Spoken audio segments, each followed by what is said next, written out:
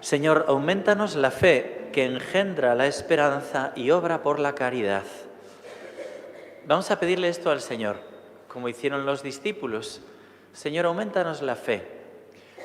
La fe es lo que nos justifica, nos hace justos. En la primera lectura se nos ha dicho, el justo vivirá por su fe. ¿Tú por qué vives? ¿Por tu dinero, por tu fama, por tu poder, por tu placer? El justo vivirá por la fe. Lo que nos tiene que mover es la fe. Y para eso, como dice la segunda lectura, hay que cuidar el depósito de la fe. Hay que pensar la fe, hay que rezar la fe, hay que leer la palabra de Dios, hay que tener en casa el catecismo de la Iglesia Católica, irlo leyendo y estudiar la fe. Tenemos que guardar ese depósito. La fe dogmática, que nos hace aceptar lo que Dios nos ha dicho, no porque yo, que soy muy listo, entiendo que todo es coherente, sino porque creo firmemente que Dios no puede ni engañarse ni engañarnos y me fío de Él. Luego resulta que no hay nada más coherente doctrinalmente que dar ese salto de la fe. Pero ese salto de la fe, que es el que dio Abraham, y por eso dice el texto sagrado, Abraham fue justo por la fe, fue justificado por la fe. Ese salto de me lo creo, ese salto es la fe. Y tenemos que darlo, y tenemos que cuidarla, tenemos que cultivarla.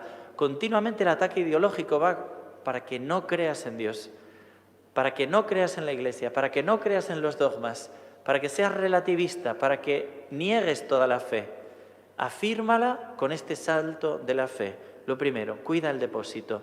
También en eso transmítelo, porque lo que se da se afianza.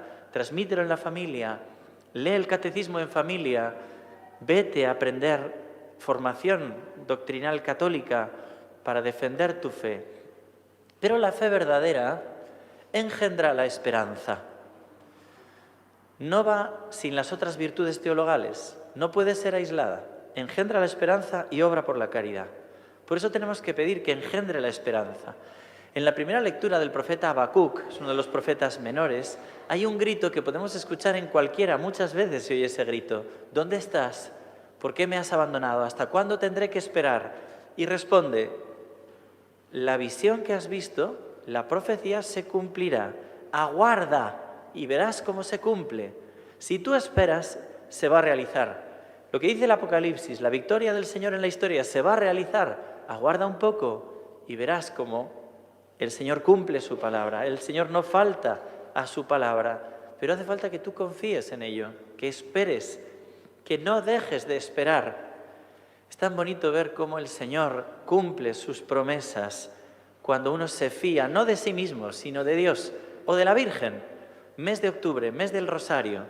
Cómo me gusta la anécdota del padre Bob Lombardo, que tenía que ir a predicar en Atlanta. Es un franciscano que trabaja en el Bronx, en Estados Unidos, y le pidieron una predicación a miles de jóvenes, que juntaron 50.000 jóvenes, tenía que ir él en el avión. Y por el atasco en Nueva York no llegó al aeropuerto a tiempo y habían cerrado el embarque. Y el padre Bob, con su hábito franciscano y con su rosario, fue y le dijo, por favor, yo tengo que coger ese avión. Dice, mire, lo siento, se ha cerrado el embarque, usted no puede coger ese avión. Dice, perdone, no me ha entendido, yo tengo que coger ese avión. Soy el único predicador, me están esperando 50.000 jóvenes, tengo que coger ese avión. Y le dice la azafata, dice, perdone, el que no ha entendido es usted.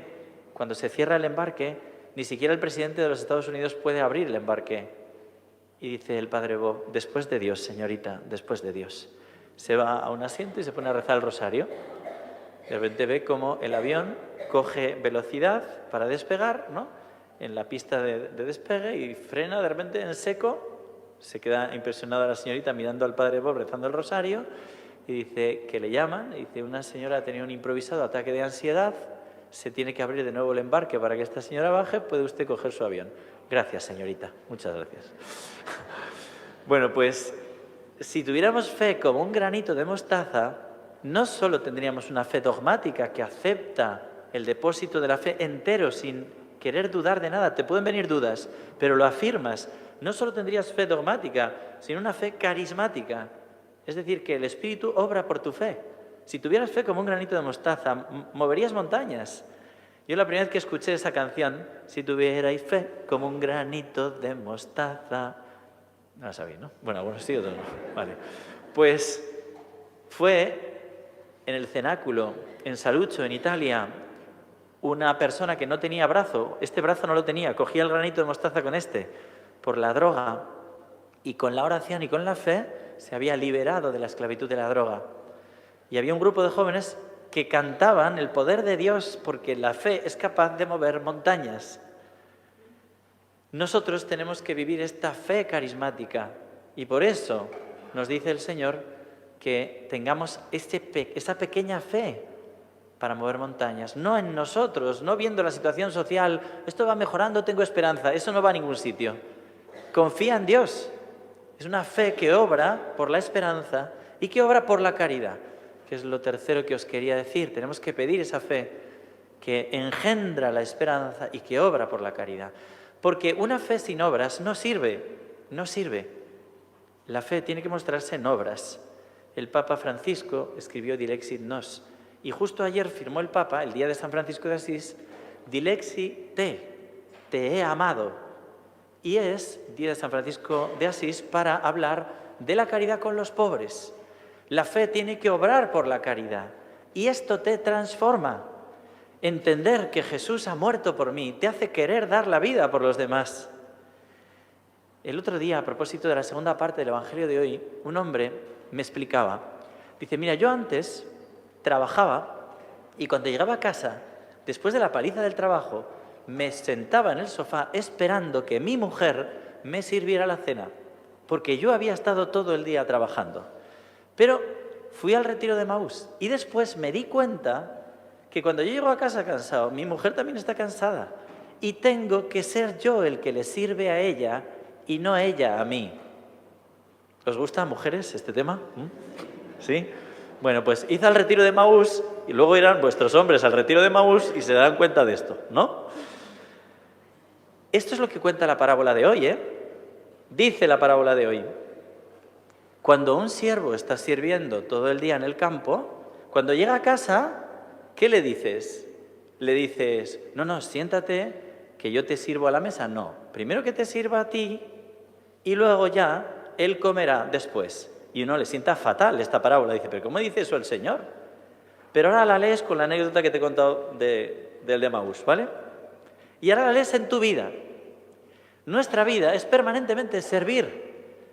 Un padre de familia no se va de vacaciones, o una madre de familia no se va de vacaciones y dice, son mis vacaciones, ahora que cocinen los niños. No.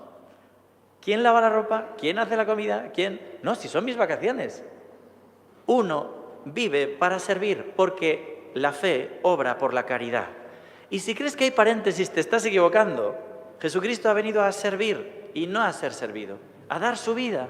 Y es lo que nos toca a todos. Por eso tenemos que pedirlo, porque no somos capaces.